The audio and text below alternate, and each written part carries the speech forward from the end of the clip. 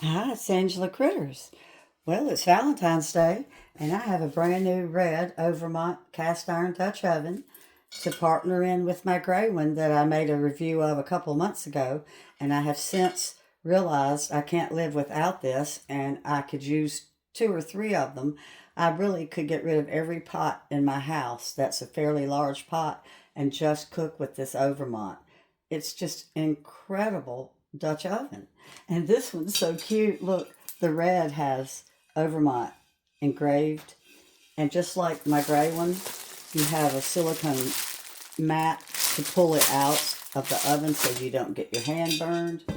It came with the cute little pot holders just made for it to lift it up and down. It's a 5.5 quart as well. This is on sale right now for $42.99. It cannot be beat. But I've been cooking a long time, and I have never found pots that I like as much as this cast iron Dutch oven. I'm going to try to find some smaller pieces of the Overmont. I'm real impressed with it.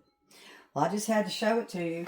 Oh, and also, I was going to tell you, I've learned a few things about it. Like, you try to avoid cooking oil free.